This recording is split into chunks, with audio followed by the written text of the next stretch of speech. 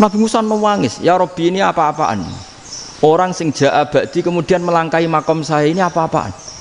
Jadi Nabi Muhammad kan apapun hebatnya kan junior. Kok melangkahi makom saya ini apa-apaan? Enggak fair. Sampai Nabi Muhammad itu tanya gini sama Jibril, reaksi Allah gimana ketika melihat Musa seperti itu? Jawab malaikat Jibril lucu. Ya roh khiddatahu, Allah sapal gayane Musa. Biar. Jadi lucu. Ya dibiarin aja sama Allah. Tapi yang jenenge Nabi Musa itu kekasihnya Allah, tetap berkah bagi kita. Betul. Ketika setelah Mi'raj diwajibkan sholat 50, gentena Nabi Musa kelihatan nabinya. Sebenarnya Nabi Musa itu sebetulnya loh, gak menguntungkan kita sebetulnya. Tapi yang menguntungkan, sebenarnya tidak niat menguntungkan kita, tapi menguntungkan. Nabi Ibrahim kan di langit ke-6, keren lah. Konti jong ketemu Allah ngeten-ngeten kan sholat seket. Karena Nabi Ibrahim terkenal Nabi baik ya tidak bantah. Bareng Nabi Musa, kenapa diceluk pangeran? Kulo akan sholat ping seket. Inna umataka la tutiku dalik. Wah, gak kuat umatmu. Serai-rai gak umatmu ora ngarah kuat 50 rokaat. Tapi sebenarnya Nabi Musa itu niatnya bukan membela kita. Fa inna ummati la umatku sing gagah-gagah ra iso meneh umat. Berarti sebetulnya ya itu masih pakai gengsinya gitu. Wes ngono-ngono lah sementing kita untung. Sebetulnya dia itu gak terima wong umat saya aja yang lebih kuat. Gak kuat apalagi umatmu.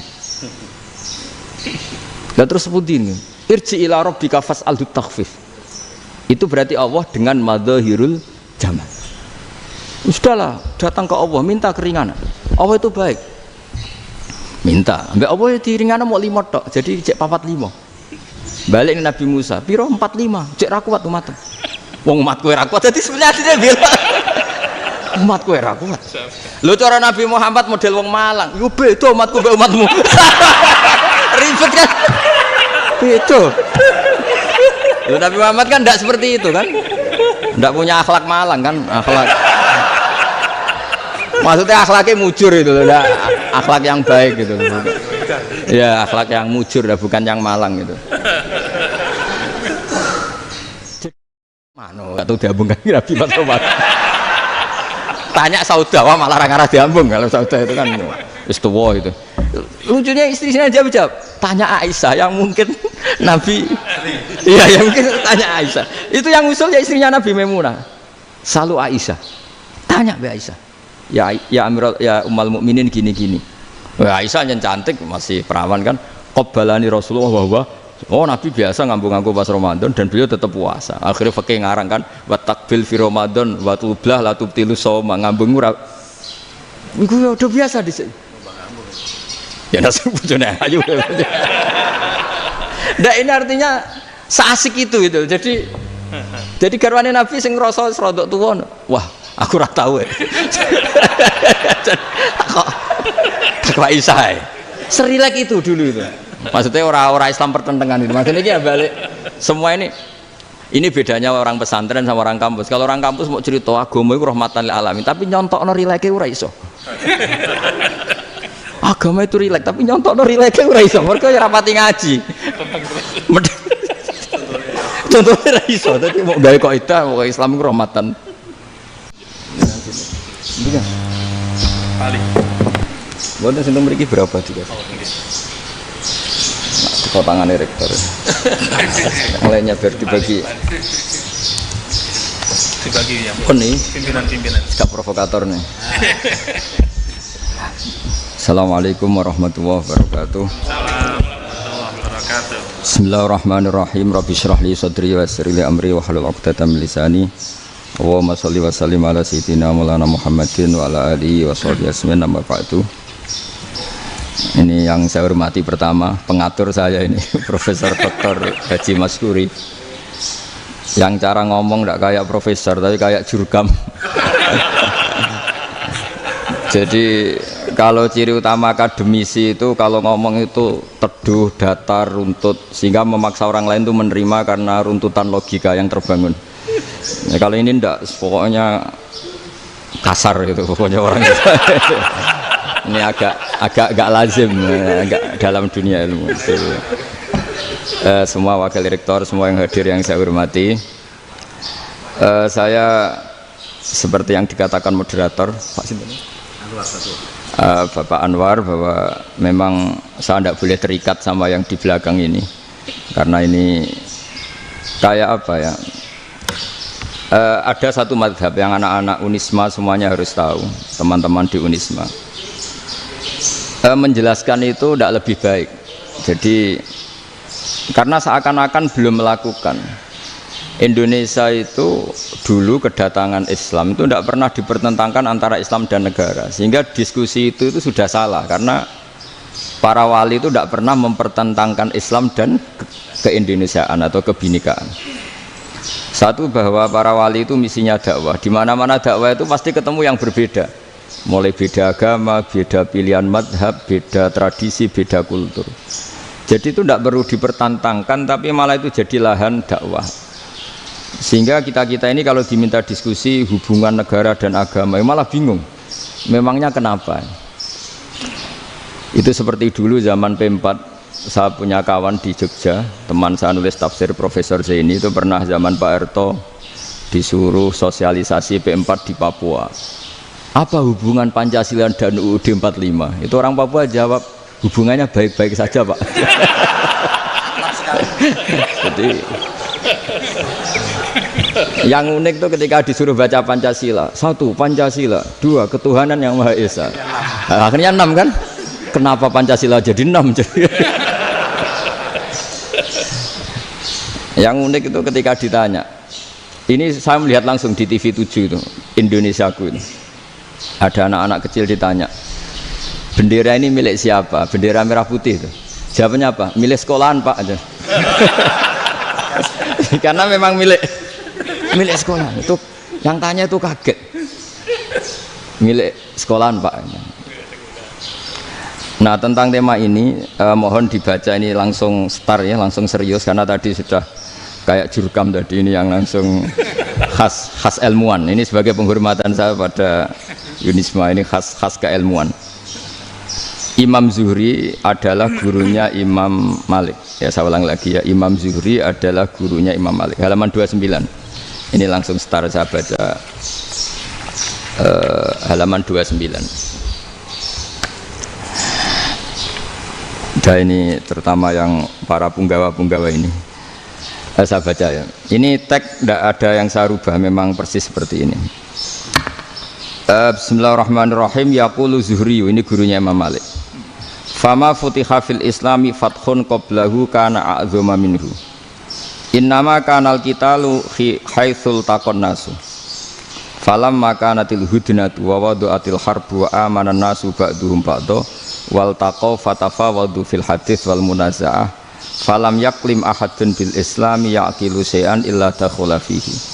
Walaqad dakhalataini kasanaten mislu man kana fil islam qabla dzalika wa aktsar. Terus ini ngomongnya harus santai, nggak boleh provokatif. Begini, kita tahu dalam perdamaian Hudaybiyah itu poin-poinnya itu semuanya merugikan Islam. Di antaranya adalah jika yang Islam masuk kafir harus dibiarkan, karena berarti masuk ke habitat asli. Karena Nabi sebelum jadi Nabi, komunitas pokok itu kafir, sehingga kalau Islam masuk kafir kembali ke habitat.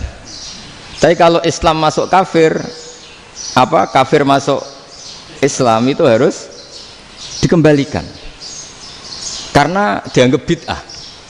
Maka kalau kamu dituduh bid'ah itu tenang saja dulu, Nabi itu ya dituduh ji'ta bidinin muhdas, kamu datang dengan agama yang baru. Cuma agak diteruskan wa kullu muhdasatin bid'ah wa kullu bid'atin dalalah. Jadi orang-orang kafir dulu kalau ngomentari Nabi ya ji'ta bidinin muhdas, kamu datang dengan agama yang apa? Baru. Nabi nurut. Semua perjanjian yang merugikan Islam itu Nabi nurut. Tapi Nabi hanya minta satu hal, jangan ada perang 10 tahun. Dan orang boleh seminar, boleh diskusi tentang Islam. Ya ini dengerin betul ini. Jadi saya tidak akan provokatif, ini pakai logika. Nanti bisa dipakai disertasi doktor. Tapi saya minta orang boleh diskusi, boleh seminar tentang Islam. Akhirnya saat itu juga ada orang yang masuk Islam di depan tulisan itu belum kering istilahnya. Datang ke situ namanya Abu Jandal bin Suhail bin Amr. Itu datang ke Nabi, ya Rasulullah saya ini mau masuk Islam. Kata orang-orang kafir, ini pertama Muhammad, kamu komitmen enggak sama perjanjian? Kalau kamu komitmen harus kamu kembalikan. Nabi bilang, ya Abu Jandal kamu kembali ke mereka, ke habitat mereka, yaitu menjadi kafir, di komunitas kafir maksudnya. Akhirnya nangis. Umar, Sayyidina Umar itu mendekati Abu Jandal, kemudian memberi isyarat supaya ngambil pedangnya. Jadi isyaratnya wong ini baca ora wis. Maksudnya orang-orang kafir. Tapi Abu Jandal nggak mau. Singkat cerita akhirnya kembali ke komunitas kafir. Tapi yang dikatakan Imam Zuhri cara analisis ini nggak bisa pakai provokatif, harus pakai analisis. Innama kanal qitalu haitsul taqon nasu. Yang namanya perang itu menjadikan orang tidak berpikir jernih. Ini poin yang diambil oleh Rasulullah. Kalau dibahasakan Nabi curi kesempatan, masuk Nabi dikatakan mencuri, meskipun itu hanya bahasa ya. Enggak mungkin lah kita bahasakan seperti itu. Saya ulang lagi ya. Kenapa ada perang berkesinambungan sampai tahun ke-8 Hijriah? Mulai tahun kedua ada perang Badar sampai tahun 8 Hijriah itu perang terus. Nabi sama orang kafir perang terus. Akibatnya apa Pak Profesor? Namanya perang itu ya nggak kau bermikir. Pokoknya agar ketemu Islam perang, Islam ketemu kafir perang nggak kau bermikir. Padahal Islam itu bisa diterima oleh akal sehat, harus lewat diskusi, lewat pengamatan, lewat pemikiran, lewat pengendapan berpikir. Makanya Nabi tahu ini masalah besar. Kalau orang perang terus, itu gak kober mikir Islam, tidak sempat diskusi tentang Islam. Makanya Nabi hanya minta satu poin. Oke, perjanjian ini saya turutin semua, tapi saya minta orang kafir semuanya boleh mendiskusikan Islam, boleh seminar tentang Islam. Mereka bilang iya, pada pikiran mereka kan diskusi paling piye. Ternyata betul, ada diskusi. Terus temanya gini, kira-kira bener di Muhammad Abu Jahal. Terus Tuhan Muhammad sama Tuhan Abu Jahal itu keren mana? Diskusi. Tuhan Muhammad itu khaliqus samawati wal ardi, yang menciptakan langit bumi. Sebagaimana kampanyenya Muhammad. Ya mereka masih jangkar bilang Muhammad. Kalau Tuhan kita, ya berhala itu yang kita bikin, yang kadang rusak, yang kadang kudanan, terus lemutan, pokoknya terus diskusi. Kita kok bener pengirannya Muhammad. Terus Muhammad Abu Jahal. Mulai dhisik Muhammad itu ratau bodoh nih. Mulai dulu Muhammad tuh gak pernah bohong. Abu Jahal, waduh, wis bodoh nih ngongkonan. Wis ribet kan? Dan semua diskusi itu mengarah ke kebenaran Islam. Akhirnya ngomong kafir sing tokoh-tokoh cara Jawa yo, wah semane jebule masalah ini kan. Artinya gini, kalau kita ingin Indonesia damai, sebenarnya yang untung itu Islam. Karena Tuhan yang menciptakan langit dan bumi tentu gak akan diperbandingkan atau akan dikalahkan oleh Tuhan yang lahirnya saja sudah di bumi.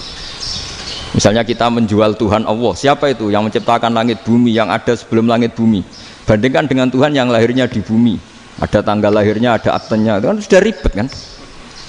Begitu juga kalau memperbandingkan tokoh, Muhammad itu siapa? Tokoh yang bisa menyatukan pan Arabik, tokoh yang begini-begini, yang sayang istri, sayang keluarga, dibandingkan dengan tokoh Abu Jahal, Abu Lahab yang corong jauh penggaweannya yang ngerugikan orang lain. Akhirnya orang itu mulai tertarik sama Islam. Makanya kata Az-Zuhri pakai bahasa dulu, falam yaklim ahadun bil Islam. Tapi kalau sekarang yang populer itu bahasa yatakallam. Sebenarnya yang benar itu bahasa kalimah yaklimu kalaman, karena masdarnya itu kalam, berarti sulasi nopo mujarrad. Tapi di fiilnya itu mujarradnya enggak kelaku. Jadi di fiilnya takallama yatakallamu, tapi untuk masdarnya yang kelaku kalaman. Jadi ini agak unik, agak gak lazim. Sebenarnya kan takallama yatakallamu takalluman, tapi di masdarnya kalam populer, tapi di fiilnya tidak populer. Saya teruskan ya. Ini penting sekali. Jadi menjual Islam, kalau boleh dibahasakan menjual, itu tetap enak dalam kondisi damai. Karena kalau kita perang, itu bawaannya kalau ketemu ya perang. Kalau ketemu perang, sehingga orang itu rakober diskusi dulu. Saat benernya Islam sampai kafir itu bener di. Karena tidak kober diskusi, tidak sempat diskusi, orang yang milih yang kafir. Karena yang mayoritas yang kuat. Sementara Islam zaman itu lemah. Lah Nabi itu yang diminta hudnah, yang penting kita damai. Terus orang boleh mendiskusikan benar mana kita dan mereka. Ya setelah diskusi ya tadi kan nggak mungkin Allah yang begitu keren hebat pencipta langit bumi dibandingkan berhala yang mengurus dirinya sendiri saja tidak bisa. Walhasil terus orang mulai tertarik sama Islam dan aturannya nggak boleh dilarang diskusi itu. Nah makanya saya pernah ditanya beberapa profesor di Jogja, Gus suatu saat kalau kampus paling keren di Jogja ini ada Islamic Studies kemudian pengajarnya dari berbagai agama, ini riskan nggak bagi Islam? Saya jawab asal yang didiskusikan Islam itu nggak masalah, yang repot itu nak umat Islam. Karena kalau umat Islam yang jadi percontohan, banyak raja yang dolim, banyak pemimpin muslim yang dolim, terus identik dengan Islam itu jadi dolim kan ribet. Ya kalau pas umat Islam, kalau Islam yang kumat kan jadi masalah kan. Nah ini kan terus jadi beda umat Islam sama Islam yang lagi apa? Kumat. Singkat cerita terus Islam mendapat posisi yang luar biasa. Nah makanya di sini diistilahkan falam makanatil hudnah, ketika ada perdamaian wa amanan nasu ba'dum ba'do, orang merasa aman, itu fatafawadu fil hadis wal munazaah, mereka berdebat. Munazaah itu berdebat, keren mana konsep Muhammad dengan konsep Abu Jahal, keren mana konsep Tuhannya Muhammad dengan Tuhan kita, terus diskusi dan mereka akhirnya ikrar, wah yang benar ya Muhammad lah. Di mana-mana Tuhan tuh ya sebelum langit dan bumi, di mana-mana Tuhan ya punya reputasi menciptakan. Masa Tuhan reputasinya diciptakan kayak berhala dan sebagainya. Ibadah juga gitu. Ibadah wong kafir itu kalau tawaf itu telanjang, ibadah Muhammad santun pakai pakaian. Terus akhirnya mereka mulai tertarik Islam. Sehingga saya lihat di beberapa tafsir, saya memang tidak akan ngomong yang tidak serius, ngergani Unisba ben sawangane pemikir serius. Di Quran itu sampean lihat di tafsir Tobari itu ada ayat bal naqzifu bil haqqi 'alal batil fayadmaghuhu fa idza huwa zahid. Qadzafa itu kalau di kamus tak lihat itu takallama bila dalilin. Qadzafa itu ya pokoknya sekenanya. Artinya gini, kebenaran Islam atau kebenaran hak itu kamu taruh sekenanya saja itu tetap menang. Apalagi kamu taruh secara teratur, kamu taruh sekenanya saja itu tetap menang. Sehingga di sini banyak sahabat yang hidup di Cina. Sekarang juga banyak orang alim yang milih hidup di Amerika, banyak orang alim yang milih hidup di Inggris. Dan mereka pede, percaya diri karena kebenaran itu kamu letakkan di mana saja, itu tetap akan menang, akan menemukan momentum kemenangannya. Misalnya gini, contoh paling gampang. Dulu para peneliti, saya ulang lagi, dulu para peneliti itu ya datang kemana-mana, termasuk Ibnu Battuta, termasuk Ibnu Khaldun, ya semua peneliti itu suka neliti. Setelah diteliti, Quran itu satu-satunya kitab suci yang membicarakan sains, misalnya tentang falak, tentang astronomi, tentang asal-usul kejadian manusia, kejadian makhluk, juga bicara tentang geografi, geologis, semuanya. Sementara kitab lain hanya cerita tentang mawaid wal hikam wal ibar. Jadi diteliti kayak apa, pada akhirnya hak ini yang menang. Bal naqdhifu bil haqqi 'alal batil fayadmaghu fa idza huwa zahid. Saya berkali-kali cerita, ada ulama yang ahli matematika. Ketika ditanya kenapa kamu suka ngajar matematika, sampai muridnya itu ragu, ini guruku mlebu swarga ta ora, penggaweane mulang matematika. Tapi para muridnya bermimpi bahwa Imam Amudi itu disuruh ngajar para malaikat. Dan itu pede betul dia. Kata Allah, ini ulama saya yang iman kepada saya setingkat iman kamu. Jadi malaikat itu tidak mungkin Gusti, kita menyaksikan langsung engkau sementara ini di bumi, nggak nyaksikan jenengan. Kenapa bisa sepede dan seyakin itu? Akhirnya Imam Amudi disuruh ngajarin matematika. Jadi Anda kalau profesor itu nanti harus sempat ngajari malaikat, itu baru benar-benar profesor. Jadi nanti di akhirat ngajari siapa? Malaikat. Jadi ada seminar yang melibatkan banyak malaikat, narasumbernya itu seorang profesor. Itu ketika kenapa engkau begitu yakin kalau Allah itu Tuhan dan Allah itu Al-Wahidus Shomad. Terus Imam Amudi mulai nulis angka gak beraturan. 2, 3, 4, 5 sampai 1 miliar, 1 triliun, semuanya nggak beraturan. Kata beliau, nisbatus naini wasalasa ila ma la nihayatalaha iku nisbatul far'i ilal asli. Mbok angka sebanyak apapun, 2 dibanding 1 ya far'ul wahid, 3 dibanding 1 ya far'ul wahid, semua angka yang enggak terhingga pun dibanding 1 semuanya far'ul wahid. Semua angka sebanyak apapun itu cabang dari angka 1. Fakullu hadil awalim far'un minal wahidis somad, yaitu Allah Subhanahu wa ta'ala. Wakil malaikat tepuk tangan, iya juga. Jadi begitu juga ada ulama itu ahli gambar. Saya dulu ngaji sama Mbah Mun Al-Husunul Hamidiyah, itu kitabnya itu banyak gambarnya. Dan gale gambar yang ngawur betul, mangga ahli gambar. Saya Apple, terus sempurna lele. Semua gambar bangunan, gambar sapi, pokoknya gambar. Ternyata dia menemukan Tuhan itu dari gambar. Gambar serapi ini atau seruwet ini sama. Gambar rapi sama ruwet itu sama kalau dalam pandangan tauhid. Dimulai minan nuqtah al-wahidah.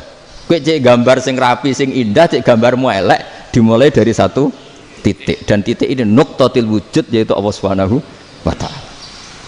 Jadi nak cara ahli tauhid gak penting gambare api, menang lomba atau ora penting. Butuhe hadis surah ini gambar baik yang rapi maupun ndak adalah min nuqtah dari 1 titik. Ya, alam raya sebanyak ini mbok gambar mbok ora, cek mulai Mars sampai Jupiter kabeh semua bentuknya yang banyak ini semuanya min nuqtatil wujud, yaitu dari titik wujud. Ini kok Allah Subhanahu wa ta'ala. Di sini hebatnya ulama-ulama, mbok dia pengajar matematika, mbok pengajar gambar, semuanya dipakai perangkat untuk tauhid. Nah, itu kan juga bagian dari Islam damai, Islam yang sangat tidak, tidak perlu perang untuk orang dipaksa Islam, nggak perlu provokatif kayak tadi pidatonya rektor jenengan tadi. Jadi ciri utama ilmuwan tuh kalau ngomong datar tapi logikanya nggak terbantahkan, itu ciri khas ilmuwan. Kalau ciri khas politikus kalau ngomong itu keras, provokatif lah kira-kira gitu. Tapi isinya biasa. Nah, saya berharap nanti semua profesor doktor itu datar tapi isinya kualitasnya bagus ini. Mentes. Jadi makanya terus kata ulama, kenapa diistilahkan balnat zifu bil haqqi? Kenapa pakai qadzafa sementara qadzafa maknane takallama bila dalil?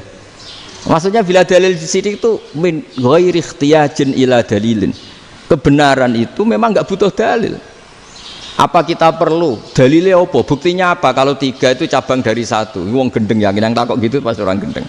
Wong 3 cabang dari 1 kok ditanyakan buktinya apa? Itu min awalil bidah. Pertama orang pasti tahu kalau 3 itu far'ul wahid.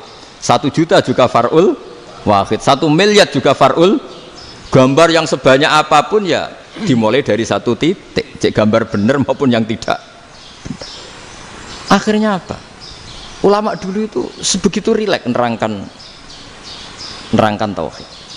Lalu kenapa asma ini yang ya ini kan khas NU ya, khas pesantren. Sebenarnya saya keberatan pakai istilah khas NU, pakai khas pesantren karena NU itu anaknya pesantren, jangan dibalik pesantren anaknya NU, karena sebelum ada NU itu ada pesantren.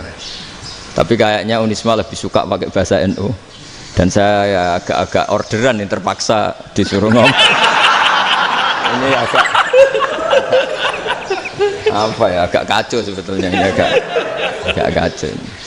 Jadi NU itu sama pesantren itu tua pesantren. Jadi NU dilahirkan pesantren, bukan dibalik pesantren dilahirkan NU. Sehingga barokahnya didirikan pesantren ini, kadang nyuwun sewu sekali Mbah Hasyim itu kadang ide besar beliau itu ora dituruti wong NU. Jadi Mbah Hasyim cara kula kok dadi Mbah Hasyim ya mangkel. Mbah Hasyim itu ngarangno kentong. Nggih ngaramno beduk, tapi NU nganggo kentong. Beduk. Dan uniknya Mbah Hasyim enggak tersinggung. Karena ciri khas pesantren itu membolehkan perbedaan apa? Pendapat. Itu masyhur khilafnya Mbah Hasyim sama Mbah Fakih Mas Gumambang itu sampai dikitabkan. Saling ngeritik, saling macam-macam lah. Jadi cara berpikir Mbah Hasyim ketika Nabi rembukan, ini gimana ya cara menentukan waktu sholat ya? Ya pakai kentong ya Rasulullah, zakalin nasoro itu untuk orang Nasrani. Ya pakai buk itu trompet, zakalil Yahud itu untuk orang Yahudi. Terus ada yang usul lagi pakai api ya Rasulullah, Dzakalil majusi, itu orang majusi. Setelah itu ada orang datang lari-lari cerita mimpi azan tadi. Ya itu terus dipakai sarana pemanggilan sholat ya azan itu. Sehingga Mbah Hasyim menolak kentong. Karena mantas sababi qaumin fahuwa minhu. Beliau keras sekali sampai bilang haram. Beliau judulnya ya haram. Al-Jasus Antakhrimin Nakus. Setelah naskah itu sampai ke Mbah Fakih Mas Kumambang di Gresik situ, di daerah Dukun situ. Dulu nggak ada WA ya, jadi sampainya ya lama. Makanya saya sampai sekarang nggak punya WA, karena ya saya ulama kan, kalau WA-an terus ya jadi ulama. Nggak jadi ulama, main WA-an terus itu. Nah itu termasuk rektor nggak kau bermikir itu mesti kebanyakan WA. Karena kan otaknya didikte oleh sesuatu yang masuk. Sesuatu yang dilihat itu kan pasti mendikte kita. Beda kalau yang nggak WA-an kan mikir apa kita yang menentukan. Kalau WA-an kan kita ditentukan. Mau mikir anaknya butuh apa gara-gara WA informasi Jakarta mikir Jakarta. Padahal secara kewajiban ngapain kamu orang Malang mikir Jakarta? Gara-gara WA mikir Jakarta belum selesai ada berita di Sulawesi, mikir Sulawesi. Habis itu mikir NTT. Makanya semua orang sekarang merasa tokoh nasional gara-gara informasi yang masuk itu nasional. Jadi Mas Yo RT yang mikir gimana Gus Indonesia kok. Padahal RT sampai lupa kalau dia itu RT. Jadi semua orang sekarang merasa tokoh nasional. Dan itu gara-gara apa coba? Akhirnya semua orang juga punya ide tentang nasional. Harusnya negara itu gini-gini. Jebule wonge sing duwe ikon itu sapa? RT. Ribet kan? Saya teruskan. Setelah naskah itu sampai ke Kiai Fakih Mas Kumambang. Beliau itu marah besar. Ini harus dilawan, dan saya bukan karena benci Mbah Hasyim. Beliau teman saya ketika ngaji Kiai Mahfud di Mekah. Jadi Mbah Fakih dan Kiai Hasyim itu teman ketika ngaji di Mekah. Secara ngelawan tuh lucu, gak ilmiah, tapi gak ilmiah wong alim tetap ilmiah. Di mana-mana serupa itu tidak sama. Ya kalau mungkin zaman Nabi di Madinah itu zaman itu kentong itu identik dengan milik Nasrani. Di Indonesia beda. Pos kampling ya kentong, kebakaran ya kentong, wae sarapan orang di LP ya pakai kentong. Jadi tidak ada jaminan kalau kentongan itu identik dengan Nasrani. Lalu haramnya di mana? Yang di mana-mana tasabuh itu identik. Ini tidak identik. Mulai masalah kan? Mulai masalah. Jadi beliau gaya judul Hazruus. Hazruus itu kepala bergeleng-geleng. Sekarangan kok ngene jadi sekarangan kok provokatif gitu. Nah, dan itu Mbah Hasyim ya hormat Mbah Fakih hormat Mbah Hasyim. Saya sendiri secara pribadi itu lebih suka pendapat Mbah Hasyim sebetulnya. Karena bagi saya sholat itu sakral. Ya sudahlah kalau sakral ya dipanggil dengan sesuatu yang sakral yaitu kalimat thayyibah azan. Tapi saya tidak akan bilang kalau kentongan itu haram. Karena kalau haram alasannya mirip orang Nasrani. Sementara pos kampling ya pakai kentong, ada banjir ya kentong, ada kebakaran ya kentong. Jadi tidak identik untuk misa atau untuk sholat ala Nasrani. Tapi itu dulu ya rileks saja. Dua beliau itu ya saling menghormati, padahal saling kritik. Dan dulu ulama yang beda madhab itu ya saling menghormati. Imam Syafi'i itu kalau sholat di kawasan Masjid Abi Hanifah ya tidak kunut. Ketika ditanya kenapa kamu tidak kunut sementara engkau berpendapat kunut itu sunat, ikroman di hadal madhab, saya sangat menghormati madhab.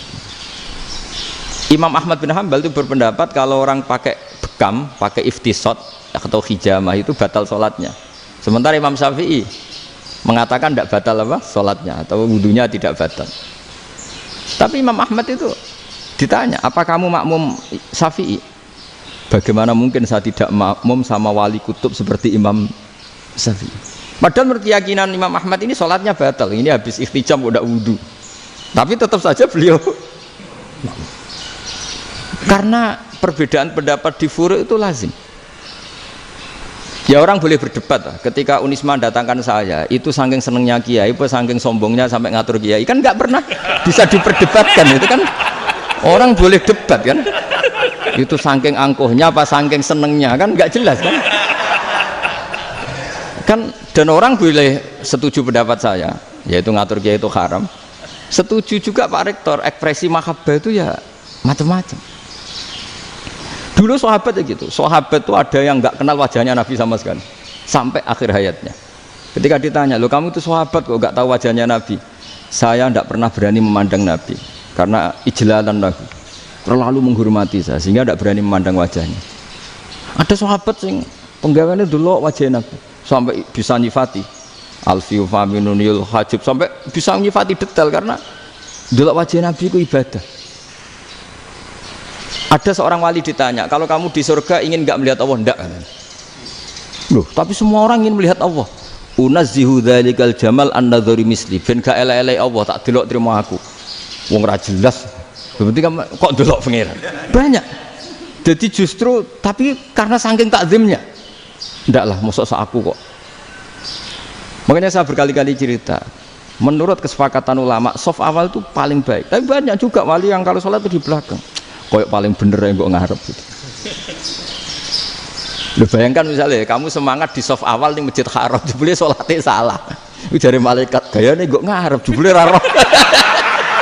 Itu kan di sini-sini wong, jebule bodoh gitu. Gayane gue ngarep jebule. Coba orang kalau sowan Mbah Mun, yang berani di depan itu kan ya ketuanya atau jubirnya kan, yang merasa ndak pati pinter-pinter kan mesti di pojokan. Artinya sudut pandang seperti itu ya sah saja, apa? Sah saja. Makanya banyak sahabat yang jarang sowan Nabi, alasannya takut ganggu Nabi. Banyak yang sering sowan Nabi, alasannya seneng Nabi. Yang sowan ya seneng Nabi, yang enggak sowan alasannya seneng. Loh, Nabi itu tokoh, punya keluarga, punya anak. Kalau saya sering sowan berarti sering ganggu. Yang sering sowan dia alasan ini khazanah kita harus istifadah. Jadi zaman dulu dia biasa, dua sahabat, yang satu milih mahabbah itu milih sering sowan, yang satu juga mahabbah milih tidak sering. Karena pertanyaannya bisa dibalik kan, sering sowan apa sering ganggu coba. Nabi Abedar, assalamualaikum. Nabi nimang cucunya, assalamualaikum. Ayo bener yang sowan apa bener yang enggak kalau seperti itu. Akhirnya terus diatur sedemikian rupa oleh Quran. Walau annahum sabaru hatta takhruja ilaihim lakana khairal lahum. Jadi sahabat kalau mau sowan Nabi ya nunggu di sufah. Kalau Nabi keluar berarti milik publik, sekali masuk ke dalam tidak ada sahabat yang berani sowan. La tadkhulu buyutan Nabi illa ayyudzana lakum. Kalau soal sampai masuk dalam harus nunggu dipanggil. Karena sekali Nabi masuk dalam itu milik privat keluarga, milik istrinya, milik cucunya, milik keluarganya. Jadi Nabi sekali keluar ke ruang itu berarti milik publik. Itu terus jalan tengah. Karena kalau langsung masuk, bayangkan saya itu sering menyaksikan. Mbah Mun habis ngaji 2,5 jam ngaji Jalalain. Baru masuk, assalamualaikum. Padahal yai mungkin mau ke kamar mandi, mau ini itu. Jadi dulu itu Quran sangat modern. Sebelum ada dokter ngatur tamu, rektor ngatur tamu itu Islam sudah modern. Dia kan nggak fair kan? Misalnya saya ke Unisma harus janjian pakai ini, terus kalau misalnya kesini selonang-selonang kan lucu kan, mentang-mentang kiai terus juga sowan-sowanan selonang-selonang. Padahal kalau kita mau ke mereka pakai protokol. Sering tidak fair dunia ini, tapi karena aku kiai ra oleh gelo ya sudah. Akhirnya saya memutuskan gak gampang kemana-mana karena itu. Saya sering didatangi ajudannya menteri, Gus mau ada tamu dari Jakarta tanggal ini, mesti saya bilang, mereka milih tanggal yang mereka kosong, kok tidak mikir apa itu kosong. Tak jawab enggak lah, sebelum diatur bahasanya dan tawaduknya gitu. Akhirnya dibalik, datang lagi, Gus jam dengan kosong apa kita menyesuaikan. Lah itu lagi dia akhlak kata saya. Itu baru punya akhlak kata saya. Bukan masalah ini, bukan masalah gengsi ya. Saya sendiri itu dolan ke alumni itu jarang karena ya takut. Kiai kan yo nganggur, jam 09.00 nganggur, jam 10 nganggur. Bisa saja alumni itu kerja di pabrik, bisa saja yang latihan ekonomi di pasar. Sehingga kalau saya datang jam 9, iki kiai sing nilai santri ini, apa kiai sing ganggu santri. Nah karena orang ini melakukan rutin gak kok berpikir, pokoknya ngono jenenge silaturahim. Mau nyerah kok berpikir, padahal kalau diangen-angen ini kiai yang nilai santri ini, apa kiai yang ganggu santri ini karena datang di jam kerja. Nah, bayangkan kalau kebenaran dulu itu dikawal oleh satu peradaban perang. Jadi Nabi sesuai diangen-angen Pak Nabi. Perang Badar menang Nabi, perang Uhud menang wong kafir, perang ini gonta-ganti. Apapun itu yang penting satu kesimpulannya, cara Rasulullah kesimpulannya satu, orang tidak kober mikir kebenaran secara mengendapkan pikiran dengan pikiran jernih. Maka hebatnya Nabi ketika perjanjian, pokoknya saya minta nggak ada perang. Dan orang yang boleh mendiskusikan Islam. Itu luar biasa idenya Nabi. Karena bawaan perang itu orang kan nggak kok bermikir. Ibarat seorang misalnya senang satu perempuan, ketemu rivalnya langsung perang kan nggak mikir. Tapi kalau kau bermikir, dia ngenangen cawe wedok iku ora seneng aku. Untungnya apa untuk wong ayu ora seneng, malah mau loro hati. Terus sudahlah, buruan dialihkan kemana kan gitu. Itu nak mau amen WA nan tukaran lewat SMS atau tarung langsung ora kau bermikir. Tapi kalau kau bermikir, akhirnya berpikir nih. Perempuan tadi sebenarnya yang disenangi siapa? Oke, ternyata senang Pak Erik. Sudah kita ngalah. Karena tidak ada nikmatnya kan menikahi perempuan yang sama sekali tidak mencintai kita. Tapi kalau nak kau berpikir pokoknya diprovokasi, wah gue kalah mbak A, gue kalah mbak B, pikirannya kan, ojo sampai kalah. Bareng wis menang ternyata ada masalah. Nah bayangkan Islam itu seperti itu dulu, dipertarungkan. Doang Islam itu dinu aklin, agama yang diterima dengan akal sehat. Tapi sekarang ukurannya perang, yang menang berarti benar, yang menang benar, kan terus jadi repot. Itu Nabi tidak ingin, makanya Nabi ingin sudah lah, nggak ada perang. Nah, makanya kata Imam Zuhri, fathul Islam terbaik adalah orang boleh diskusi tentang Islam dan tidak ada perang. Lagi-lagi penting, tidak perang itu penting, silmun itu penting, perdamaian itu. Setelah tidak ada perang, akhirnya fatafawadu fil hadis wal munazah, orang boleh diskusi apa saja, termasuk boleh adu polemik. Konsep satu Tuhan dan Tuhan banyak diperdebatkan. Akhirnya Nabi secara rileks bisa menjelaskan, Muhammad, urusan kita banyak, kalau Tuhannya satu tidak cukup, Tuhan harus banyak untuk menyelesaikan berbagai urusan. Ada Tuhan bagi rektorat, bagi macam-macam kan, ada Tuhan untuk ngurusi utang, ngurusi BPKB, macam-macam. Terus kata Rasulullah, enak saja Nabi jawabnya, ya kalau kamu punya majikan banyak, perintahnya beda-beda, kamu mangkel enggak, bingung enggak? Ya susah mat, kalau majikannya banyak, perintahnya beda-beda, kita jadi repot. Seneng mana? Seneng majikan satu.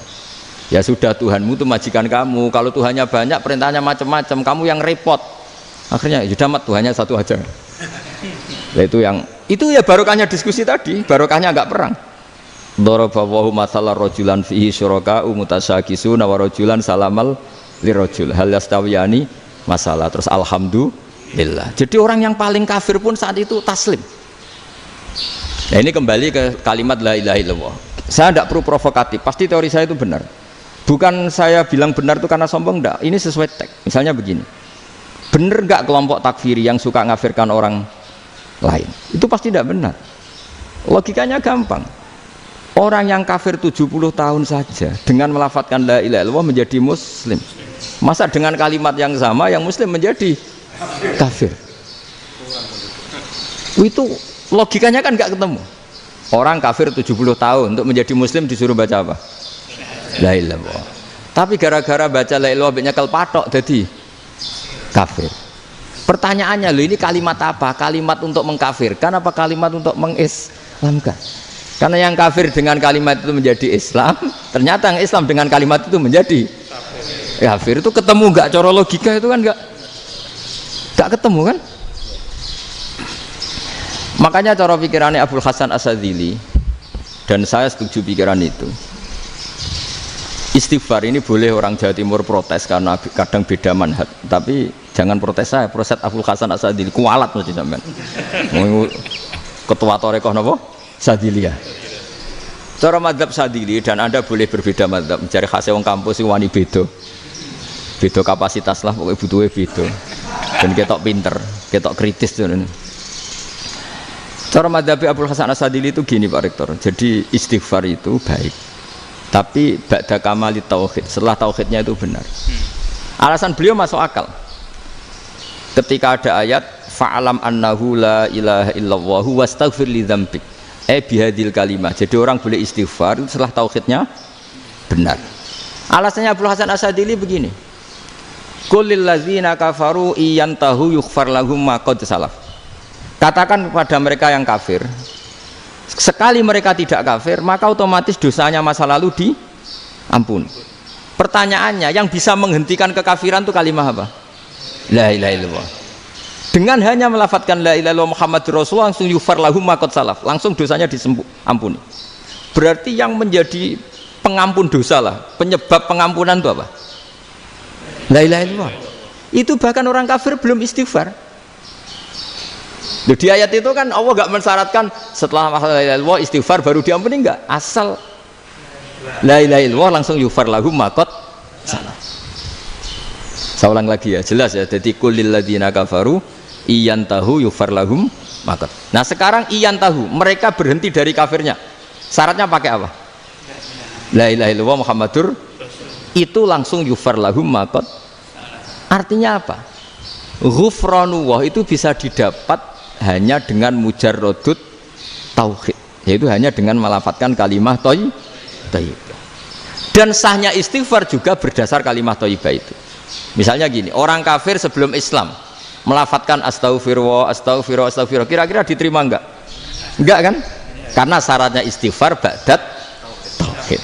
Nah, makanya dalam mazhab Sadzili istighfar itu setelah la ilaha illallah. Karena cara pandang ya seperti itu. Jadi fa'lam annahu la ilaha illallah wastaghfir li dzambi. Jadi dengan kebenaran tauhid saja ini sudah cukup kita insya Allah layak diampuni. Karena innallaha la yaghfiru ayyusyraka bihi wa yaghfiru ma duna dzalika liman yasha. Jadi orang yang tauhidnya benar itu bisa diampuni Allah asal tauhidnya benar. Itu Allah ngendikan liman yasha wa yaghfiru ma duna dzalika liman yasha. Dawe Imam Suyuti walam yakun liman yastaghfir. Jadi orang yang bertauhid secara benar meskipun gak sempat istighfar itu tetap potensi diampuni. Karena bawaan tauhid itu sudah menjadi layak diampuni. Kayak orang kafir sekali ngelafatkan kalimat tauhid mbok gak istighfar langsung diampuni. Nah, karena melihat seperti itu terus orang berlomba-lomba memperbanyak jumlah ngelafatkan la ilaha illallah. Jadi kita yang alim, kita semua, saya tidak bilang saya, kita termasuk yang di pinggir-pinggir saya ngaku alim nggak masalah lah, sopai.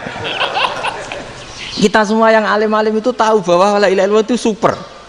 Sudah bawaannya tauhid, juga punya kelayakan diampuni. Nah, kemudian nasib kita agak sial. Malah kalimah ini dituduh bid'ah, dituduh khurafat. Mergo Nabi nggak pernah tahlilan, Nabi nggak pernah. Nabi gak pernah tahlilan, kalau diartikan Nabi ratau maca la ilaha illallah enak gak kalimah ini. Nah, ini provokatif ini. Jadi ini sudahlah keanehan-keanehan ini kita terima karena ciri utama wali, ciri utama ulama itu wa udhu fisabilillah, harus pernah disakiti. Jadi kalau Unisma sakit karo dituduh apa? Dituduh bid'ah itu berarti belum calon ulama. Anjar ulama itu wa udhu fisabilillah, harus disakiti. Jadi kalau kamu disalahpahami itu ya harus santai. Provokatif tadi. Iya, termasuk provokatif tadi. Termasuk diatur tadi itu. Jadi kalau cara berpikir kan, karena mereka itu memang kalau kita turutin itu memenya itu terlalu, kadang menghujat kita itu enak ya jadi KNU, ada orang mati datang, kiainya dapat makan, dapat rokok, terus pulang gitu. Jadi apa, terus kita kayak tersangka terus. Kita kan kayak tersangka terus, tertuduh terus itu. Terus yang orang NU ya memenya juga nggak kalah ekstrimnya. Boleh ya ajaran orang nggak boleh ngasih-ngasih kiai gitu. Berarti boleh dong ajaran kikir. Jadi memang kadang apa ya, cangkem elek lah bahasa kasarnya itu. Itu memang kadang lebih mengenakan. Kalau kita datang ke acara mayat kan dapat makan, dapat minum. Kalau yang sohibul bed rokok ya dapat rokok. Kalau kiainya dapat wajib, kadang 20.000, kadang 50.000. Terus memenya itu kok setega itu ya, ada orang meninggal kok malah kita makan-makan. Seakan-akan kan kultur ini biadab kan gitu. Tapi yang orang NU kebalikan bales. Oh ternyata nggak boleh ya mayat disodakoi, ternyata nggak boleh ya orang dermawan. Berarti Islam membolehkan medit ya gitu. Modus ini kan. Tak angen-angen itu luwih mandi timbang takbir ya kan. Karena ini kan memicu emosi kan. Memicu apa? Emosi. Nah tapi saya kalau disuruh bela mana itu tidak ada yang saya bela. Ya seorang sudah lah, kalau mau nganggur saja sudah itu juga. Ya tapi itu memang apa ya, itu khazanah Islam, ada yang kritik ada yang enggak. Ya itu memang khazanah, ya biasa aja, kalau saya biasa aja. Karena dulu ulama itu sudut pandangnya itu ya seperti itu. Ada yang ulama suka ibadah itu sholat, ada yang milih tidur. Sampai Imam Ghazali bilang suatu saat ibadah terbaik di zaman akhir itu tidur kan. Sholat saja kalah sama tidur kan. Tapi itu loh ya, yang wajib tetap loh, terus kamu gak sholat wajib. Begini beliau mencontohkan itu. Ada orang sholat tahajud terus obsesinya itu ingin hajatnya terkabulkan. Sementara yang tidur obsesinya nikmati rahmatnya Allah, boleh tidur, bisa tidur. Kata Imam Ghazali, timbang kita tahajud terus nuntut pangeran aduk turu katanya. Mergo engko dia akibat terus setan memberi bisikan, "Lho nyatanya kamu tahajud ya gak terkabul." Berarti cerita bahwa Nabi ngendikan kalau doa tahajud mustajab enggak. Daripada ngono ki aduk turu ora tau ndonga ya. Timbang abri-abri Islam ya, timbang elek-elekin apa? Islam. Jadi ulama itu mulai dulu itu sudah berpikir. Banyak orang menjadikan tahajud, sholat malam itu media untuk hajatnya. Dan kalau nggak kesampaian ini mutung. Nyalahkan kiainya ijazah ramandi. Macam. Daripada ngono ora usah apa? Tahajud itu turu. Dan jenis kayak ini tuh banyak. Makanya ulama kayak saya itu saenake dhewe itu ya jarak. Saya sering didolani muhibbin terus bilang, "Gus, saya doakan gini-gini, saya mau nyalon bupati atau saya gini." Saya bilang, "Gak waduh orang donga, nak ramandi darane ulama dongane ramandi."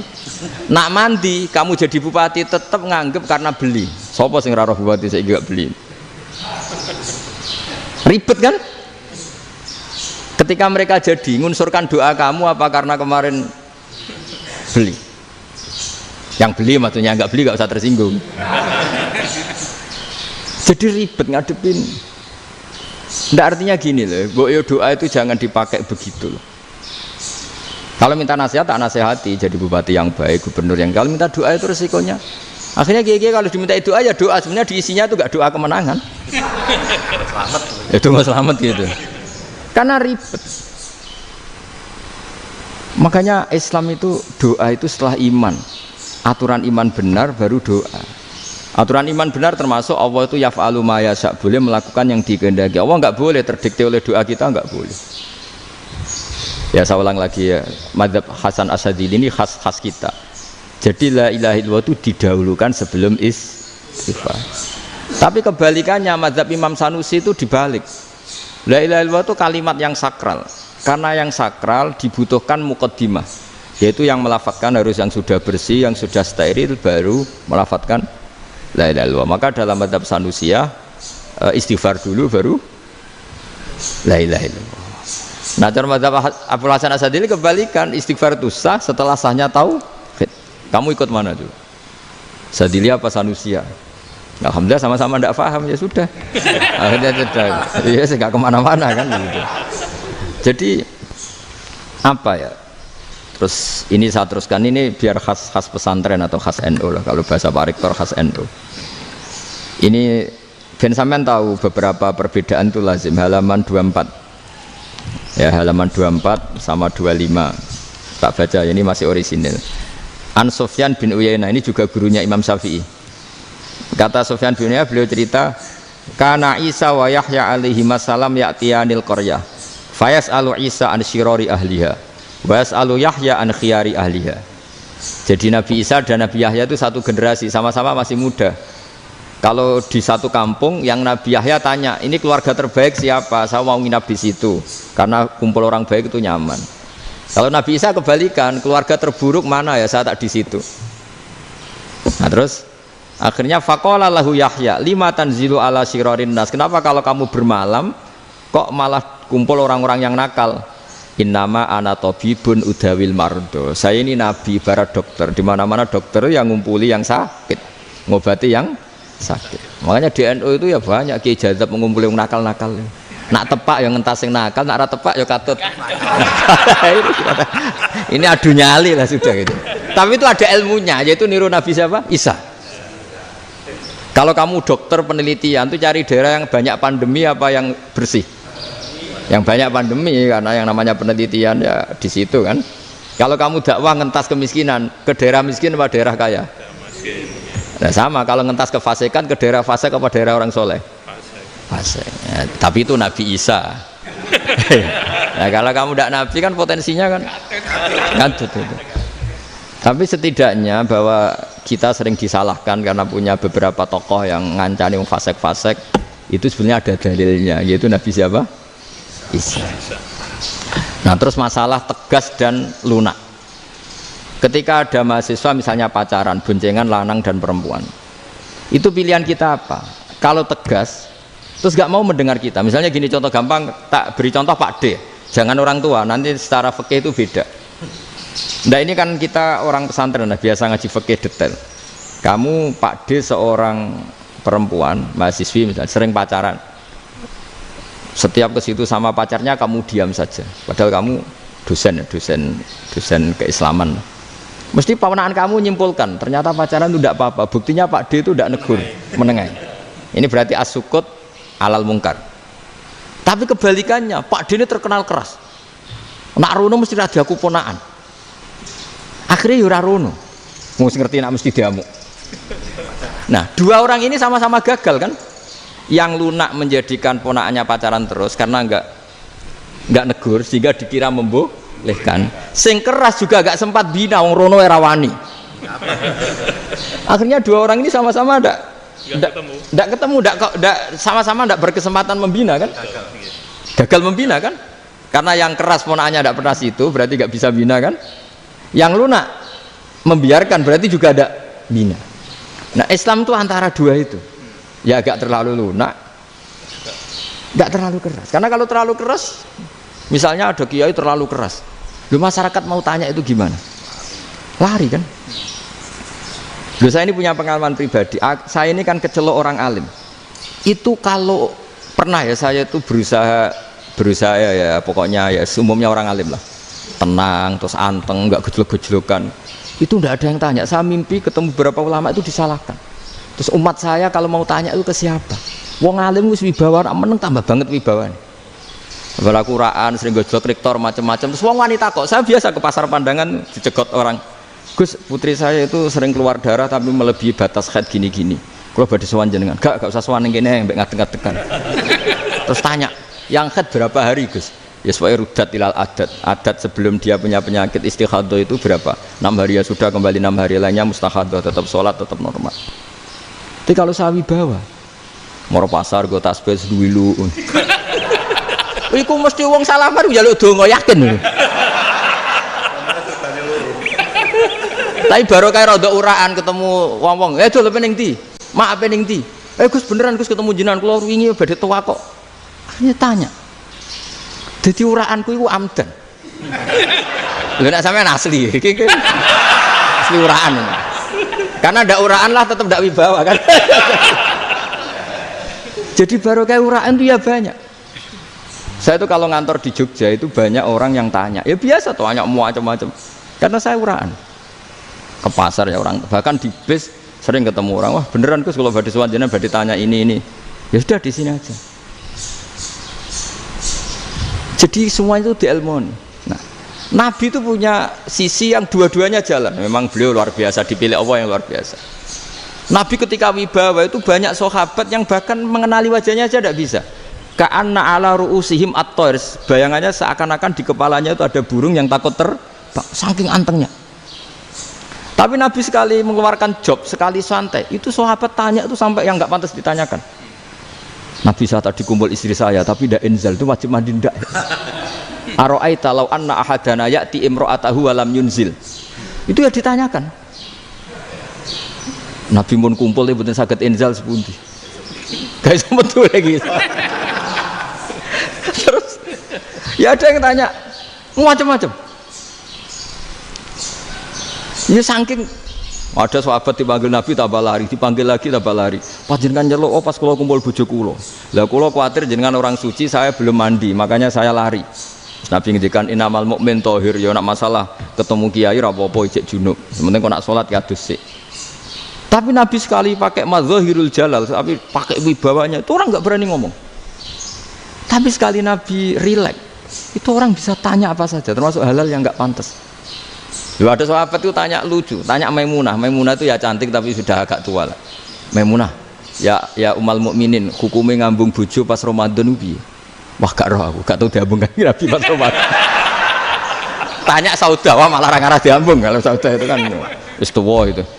Lucunya istrinya jawab, tanya Aisyah yang mungkin Nabi iya yang mungkin tanya Aisyah. Itu yang usul ya istrinya Nabi Maimunah. Selalu Aisyah.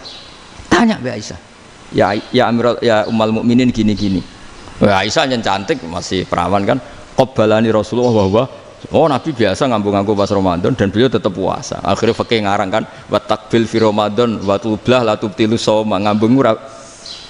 Iku ya udah biasa di sini. Ya nasib bojone ayu.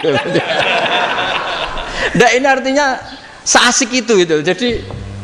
Jadi garwane Nabi sing ngrasa rodok tuwa. Wah, aku ora tau. Kok Aisyah. Serilek itu dulu itu. Maksudnya orang-orang Islam pertentangan itu. Maksudnya ini ya balik semua ini bedanya orang pesantren sama orang kampus. Kalau orang kampus mau cerita agama itu rahmatan lil alamin, tapi nyontokno rileke ora iso. Agama itu rilek, tapi nyontokno rileke ora iso. Mergo ya rapati ngaji. Contohnya ora iso, dadi mau gawe kaidah mau Islam itu rahmatan. Jadi Nabi itu lah, Allah juga gitu. Allah itu kalau sudah memperlihatkan madzahirul jalal itu mbok malaikat Jibril rawani ketika Allah dengan madzahirul jalal.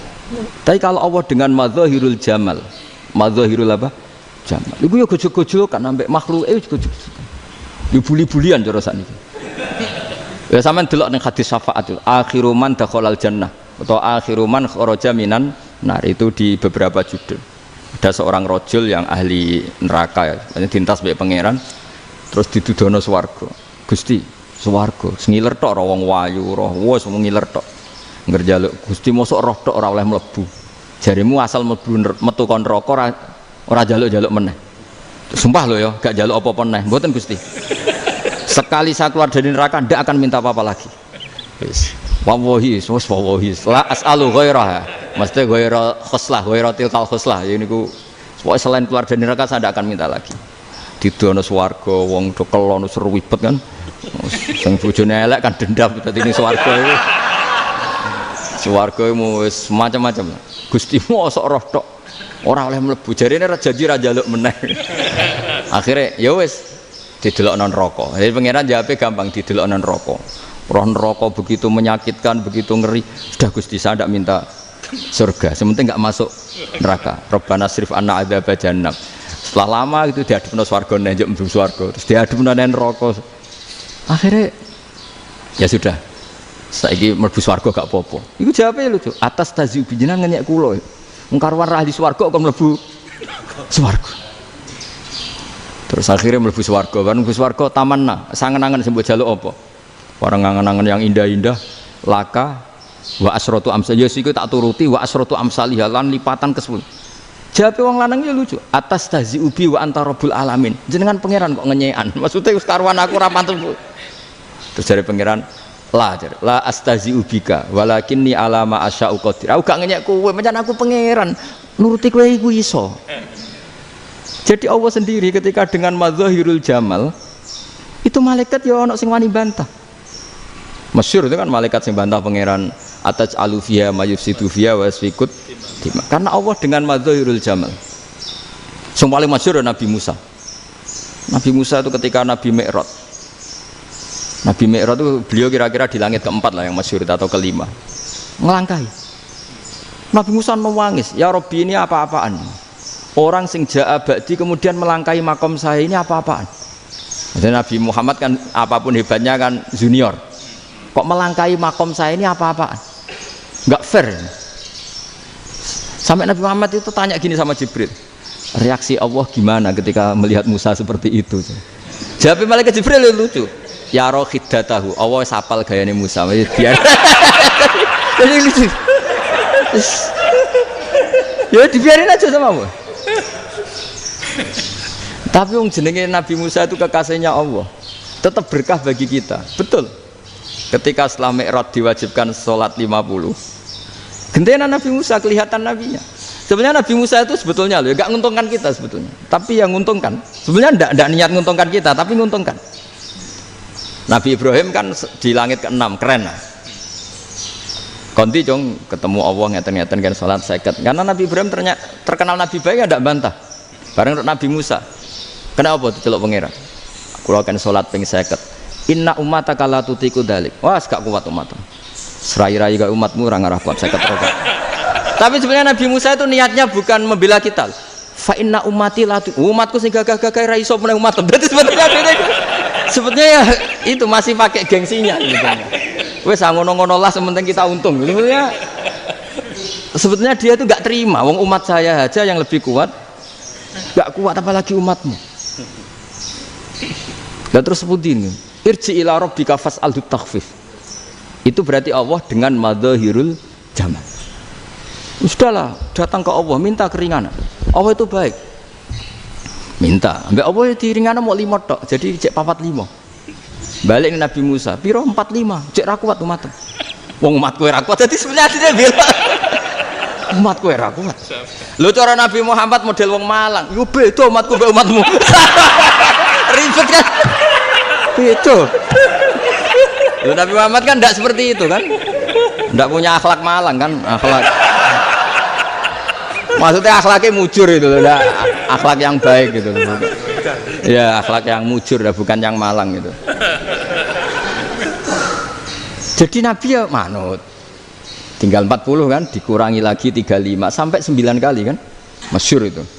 Ya kan kalau dikurangi 55 kan berarti turun naik kan 9 kali. Itu setelah 5 itu Nabi Musa aja usul masih ragu. Itu cara Nabi munggah nentek. Ini entek ya. Terus iya doa tuntas betul. Sebebas. Terus munggah ado-ado la opo. Ngapain itu? Akhirnya Nabi Muhammad sudah sampun ya kalimah Allah, saya ini malu sama Allah Musa. Sudah 9 kali dan diturutin terus. Jadi Allah kalau dengan madzahirul jamal itu Nabi Musa biasa nego sama Allah. Tapi ketika Allah dengan madzahirul jalal itu Nabi Musa enggak berani. Yaitu di hadisus syafa'ah. Hadisus syafa'ah ketika manusia datang ke Nabi Adam, ya tuna Adam. Ya Adam anta abul basar ngene isfa'li ana inda rabbik. Kamu saya minta mensafaati kita. Nabi Musa, Nabi Adam inna rabbi qad ghadibal yawma ghadaban lam yaghdab qablahu mislah wa la yaghdab ba'dahu mislah. Ini Allah sedang murka besar dan tidak akan murka seperti ini lagi. Sudah saya tidak berani, nafsi. Nabi Ibrahim enggak, termasuk Nabi Musa ketika di itu ya enggak berani. Karena Allah dengan madzahirul jalal. Itu Nabi Musa enggak berani. Sudah saya sendiri itu pernah salah. Yaitu saya membunuh seseorang yang enggak disuruh oleh Allah membunuh itu. Yang pas jotosi orang Kipti. Akhirnya datang ke Nabi Muhammad. Pas ke Nabi Muhammad Allah dengan madzahirul jamal. Apa dengan madzahirul jamal sampai Kanjeng Nabi ngendikan analah saya akan memintakan syafaat kalian. Terus fa ahmadu rabbi bima hamida allamaniha rabbi. Saya muji Allah dengan pujian-pujian yang orang lain tidak tahu, hanya saya yang diajari, kata Rasulullah. Nah di sini menurut banyak ulama termasuk kitab yang saya baca, kenapa Muhammad sebagian namanya Ahmadu. Itu dari af'al tafdil eva Muhammadun Ahmadu min ghairihi. Muhammad Rasulullah itu kalau muji Allah di atas cara mujinya Nabi yang lain. Jadi Ahmadu bukan dari fi'il mudhari' lil mutakallim tapi dari af'al apa? Tafdil. Fa Muhammadun Ahmadu min ghairihi. Bahwa Kanjeng Nabi Muhammad sallallahu alaihi wasallam itu cara mujinya Allah di atas pujian para nabi. Makanya di sini Sayyid Ali Zainal Abidin kalau muji hamdal hamidin wa fauqa hamdil hamidin. Jadi pujian saya ini di atas rata-rata cara mereka apa? Memuji. Yaitu sirinya apa? Nabi itu tahu bahwa akhirat itu tidak bisa batasi Allah. Kamu tidak bisa nyemprit Allah. Allah, ini akhirat loh. Amal sudah ada manfaat. Ingat itu. Tidak bisa seperti itu. Allah itu nggak bisa tunduk sama konstitusi yang bernama akhirat. Artinya Allah meskipun di akhirat tetap duwe hak yaf'alu ma yasa atau yaf'alu ma yurid. Nggak bisa kamu terus wah ini akhirat amal ra iso dikirim wong mati, amal ra iso dikirim. Yo pangeran kok mbok atur. Kalau kita yang mengirimkan tidak bisa, tapi kalau Allah tetap bisa. Makanya ada kiai mengatakan kodok qadar ora iso dirubah, itu kamu. Makanya ada seorang kiai ditanya, kodok qadar ora iso dirubah sekali dicatat selesai. Jari kiai tadi, tapi nak Allah iso. Dalile apa yang huwa ma yasau wa yusbit. Nak Allah ya iso, sing ra iso kan kita. Nah, Nabi itu tahu betul meskipun akhirat itu Allah masih bisa dinego saking baiknya. Akhirnya Nabi sujud, masyhur itu terus, ya Muhammad irfa' ra'sak wasal tutok wasatu safa. Semat sirahmu angkat, kujo apa tak turuti. Terus semenjak itu Nabi minta apa? Syafa. Artinya apa? Ketika Nabi lain berpikir bahwa akhirat ini membatasi amal, karena sudah Nabi tahu betul kalau Allah tetap Allah yang nggak terbatas kekuasaannya, nggak terbatas rahmatnya juga saat di akhir. Makanya disebut fa Muhammadun Ahmadu min wirihi. Makanya wa mubasyiram bi rasuli ya'ti mim ba'di ismuhu Ahmad. Jadi makanya terus banyak GNU sing macam-macam lah. Sing ana sing potongane wedi terus hati-hati. Niku berarti makome Madhahirul Jalal. Ana sing amen guyon nek makome Madhahirul Jamal. Ana sing ra jelas ngene iki, sing ra jelas. Nak guyu buanter kok nangis yo buanter. Jebule urusan utang. Lah ini sudah yang udah. Jadi makanya yang rileks saja. Sebenarnya agama ini santai, rileks karena agama ini harus bifarohin wasururin. Enggak boleh agama ini dibawa dengan kekerasan, dengan antisosial. Karena agama ini harus kul bi fadlillah bi rahmati fa bidzalika falyafrahu, harus senang, harus rileks. Makanya saya jadi kiai itu senang takutnya gini. Sekali saya tidak senang jadi presiden buruk. Ternyata di dua ngalim raina itu contohnya. Sampai merengut terus uripe susah. Nanti orang tidak berani jadi orang alim. Makanya saya akan buktikan bahwa saya lebih bahagia dibanding rektor. Nanti orang yang jadi rektor semua gak ingin jadi orang alim. Saya pernah ketemu sekian rektor di Jogja tanya, Gus kenapa jenengan bela-belain pesantren sampai segitu? Kan keren kampus NU, sekarang ada Unisma, ada NU Jogja, ada NU Jepara gini. Tak bilangin gini, sampai rektornya itu istighfar. Saya bilangin gini, ini sekaligus tak kasih tahu ini rektor Unisma ini. Tak bilangin gini, andai kan tidak ada kiai kayak saya itu Islam bisa tutup. Kok bisa Gus? Misalnya ada perempuan haid faqal adat, itu kalau untuk tahu hukumnya haid daftar dulu ke Unisma, daftar dulu kan, setelah daftar nunggu pelajaran haid, baru tahu haid setelah 3 tahun dari masalahnya gitu. Tapi baru kayak kiai ketemu saya di jalan, Gus anak kula nu haid ngeten-ngeten mboten normal, hukumnya piye? Oh hukumnya ini dibalekno ning adat, ora usah registrasi, ora usah daftar. Jadi ya harus ada istighfarnya lah. Unisma juga harus istighfar, semuanya harus istighfar. Karena ada sisi yang nggak mewakili kebutuhan Islam. Tapi saya sebagai kiai juga istighfar. Karena fakta hukum mengatakan yang boleh jadi KUA yang jabat, yang boleh kemenak yang punya gelar. Dan ini yang mengawal Islam secara undang-undang karena mereka yang bikin. Nah karena kiai tidak punya gelar tidak bisa jabat di situ. Saya juga istighfar. Jadi tidak sampai untuk yang istighfar. Karena yang kebutuhan ini terwakili yang punya gelar.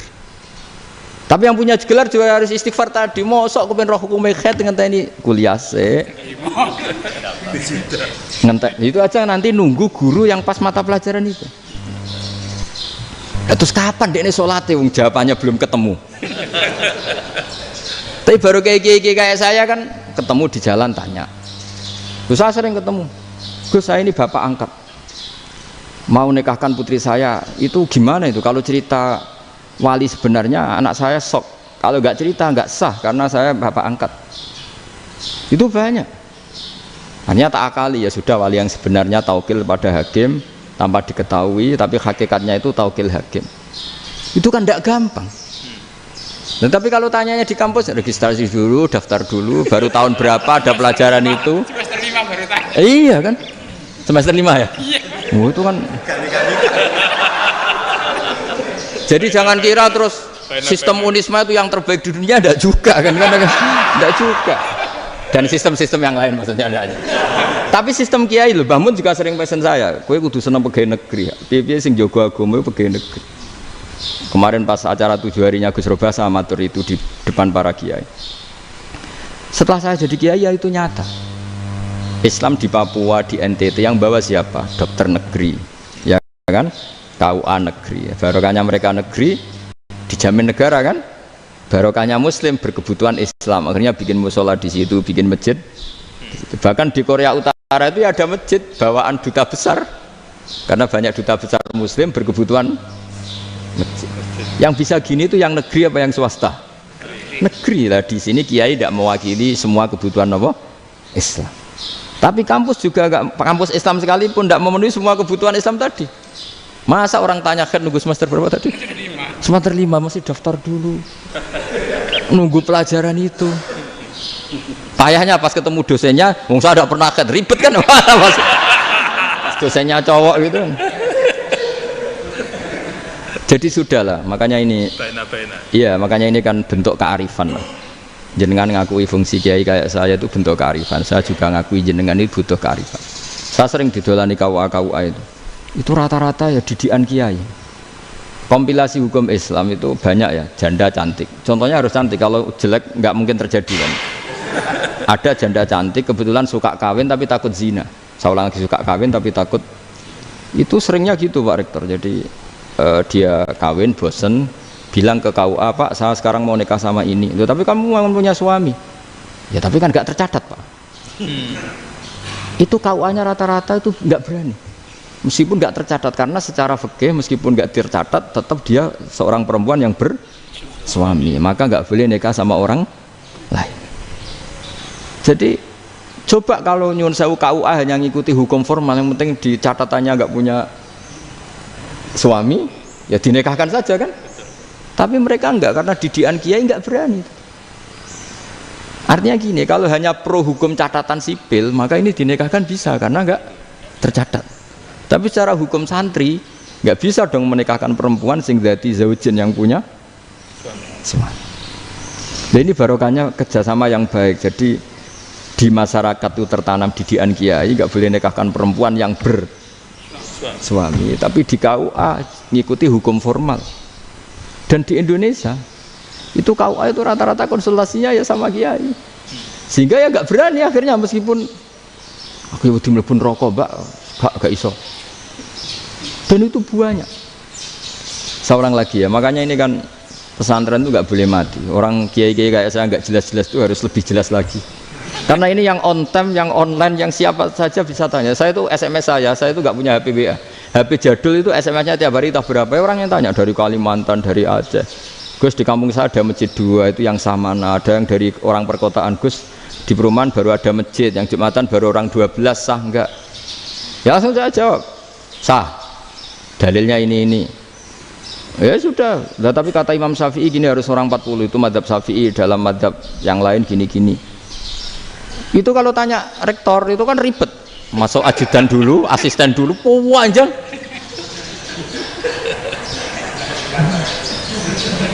Wah itu kan ribet kan. Memanggil dosen, dekan VAI dipanggil, dekan VAI nggak mau langsung jawab, cari dosen yang nekuni itu. Usul fikih saya nekuni itu baru seminar, nunggu dulu Mbak, ini orangnya baru. Panjang ya. Bisa tutup Islam kalau kesuwen.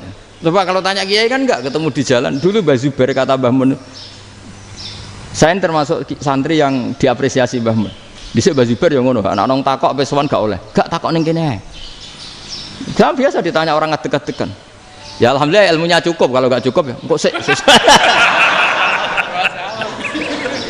Jadi sebetulnya orang sopan itu ya agak-agak ada yang ditutupi sebetulnya. Mboten prayogi teng dalan nginjang mawon matur.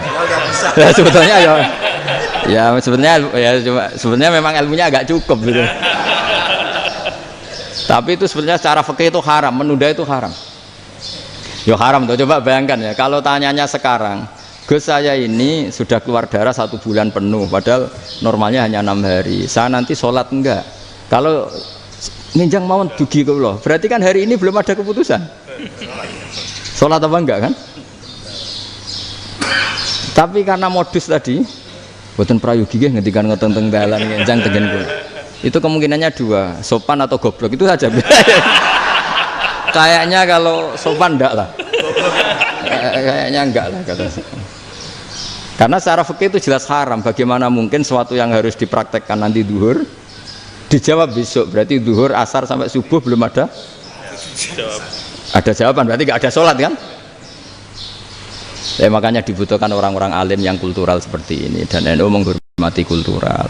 Tapi Mbah Mun juga sangat menghormati Islam formal, karena tadi produk-produk formal itu bisa dilembagakan oleh negara, dan itu kita ikut untung. Makanya Mbah Mun itu kalau punya tamu KUA, punya tamu polisi sampai pejabat itu. Kenapa saya contohkan KUA supaya jangan kira seperti pendapat orang-orang hasud, wah ya mesti aja disolani presiden seneng, menteri seneng. Enggak juga. Sebenarnya semua kiai itu mulai KUA sampai polisi, polsek, polres itu seneng semua. Karena sama-sama diajak mengawal bangsa ini, diajak mengayomi semua masyarakat. Tapi kadang-kadang masyarakat ngeritiknya, jenenge kiai disolani menteri ya seneng presiden. Padahal yang sowan kiai itu ya mulai KUA, Kapolsek, kepala desa, RT, mudin. Itu mudin kalau tanya ya lucu-lucu. Gus kalau nate nyembelih pitik kemanian, pitike go gede man. Akhirnya wis ngerti nak kemanian langsung tak sebelah meneh terusane ku sah ta ora. Ribet. Ya tak jawab, lah pitike pas iku jek urip ta ora? Dhisik urip Gus. Wis sah cara madzhab Malik jek urip. Karena itu ada perdebatan antara madzhab Malik dan madzhab Syafi'i. Nah cara Imam Syafi'i itu agak ketat. Hewan yang punya kehidupan sudah mutharibah, misalnya ayam jago, contohnya harus jago, karena kalau ayam kecil diikhlaskan haram. Jadi yang cilik wae kan gitu. Fikih itu ya, fikihnya orang Indonesia itu pecundang. Kalau ayam kecil gak ditanyakan, mate ra wis. Kalau jago, jago ditabrak truk kejet-kejet. Andai kan gak disembelih pun mesti mati. Itu cara madzhab Syafi'i itu haram. Karena penyembelihan ini tidak menjadi penyebab kematian, tapi memang karena kecelakaan tadi. Tapi cara madzhab Imam Malik enggak. Andai kan enggak disembelih, matinya kan 2 menit lagi atau 1 menit lagi. Andai kan enggak disembelih, berarti mati sekarang itu bawaan pisau apa bawaan kecelakaan? Ya sudah halal gitu caranya. Nah akhirnya ya saya bilang ya sudahlah kita semuanya Malik. Jadi cara debat, cara Imam Syafi'i enggak, cara berpikir itu sudah tidak kehidupan yang normal. Yang dimana-mana penyembelihan itu mematikan yang hidup normal. Jadi agak ketat. Sehingga dalam contoh kemanian, kalau dalam bahasa Jawa nyembelih agak sempurna terus pesonya jatuh atau apa itu, kalau pakai madzhab Syafi'i agak kesulitan. Jadi kalau madzhab Malik asal diselesaikan secara fauron dan juga sebagian madzhab Syafi'i itu halal. Nah orang mesti tanya gitu, Gus, wedhusku tabrak truk, man Gus kejet-kejet. Tapi nak pitik cilik ra ditakokno. Makanya termasuk kritiknya Mbah Mun, tapi ini madzhabnya Mbah Mun ya, kamu boleh ikut boleh ndak, karena ini urusan ndak penting. Dari wong-wong lucu, nak ditakoki yuyu muni haram mergo amfibi. Yuyu ngerti sampean? Yuyu nggih. Tapi nak ditakoki kepiting muni halal. Mergo nak yuyu haram gak eman, nak kepiting eman. Besar. Padahal alasannya coba, kenapa yuyu haram? Karena amfibi kan, bisa di air. Pertanyaannya, kepiting seperti itu ndak? Nah, tapi kepiting kalau haram kan eman. Karena besar. Ya? Karena besar kan. Kalau yuyu silahkan haram kan gitu. Artinya apa? Fikih kita ini agak-agak pecundang gitu, agak-agak pertimbangan. Iya, ini lucu kan? Kualitatif. Coba alasannya yuyu haram karena apa? Amfibi kan? Hidup 2 alam. Pertanyaannya kepiting seperti itu enggak? Iya. Iya, kenapa? Kalau orang tanya, yuyu haram apa halal? Rata-rata jawab haram. Tapi kalau kepiting mulai khilaf. Loh mestinya kan sama kan? Nah itu karena unsur imannya. Iya tadi. Saya juga sering melihat tonggo-tonggo itu. Ayam cuwilik sakmene ketabrak truk, enggak ada yang tanya. Tapi saya pernah jalan-jalan di Narukan sini. Ono jago ketabrak, sing duwe langsung marani kula. Pas saya naik motor, Gus ini halal apa haram? Nak langsung kula sebelah halal apa haram? Wis kanggo kowe halal, kanggo halal. Karena saya tahu tak jawab haram mesti kecewa itu. Aduh. Kiai ini beratnya kan. Ya akhirnya ya saya setelah itu Fatihah Imam Syafi'i ngapunten umat kula nu ora siap mangke madzhab jenengan tuh ndak siap. Tidak sama. Iya kan akhirnya pakai madzhabnya Imam Malik tadi. Ya tak Fatihah Imam Syafi'i ini mboten niat nglawan jenengan. Tapi ngobati tiang eman. Mergo pitike besar itu. Jadi ini kan ceritanya itu makanya yang rileks saja lah bahwa Islam ini yang rileks, yang menyenangkan karena ya agama ini harus menyenangkan. Raditu billahi robba. Raditu itu seneng banget, ridho itu puas. Nggak boleh beragama pertuntungan terus emosinan ya marem atau rodya itu marem jadi yang nyaman. Ya saya kira demikian. Assalamualaikum warahmatullahi wabarakatuh. Waalaikumsalam warahmatullahi wabarakatuh. Pelajari loh Pak. Iya, iya, bagus.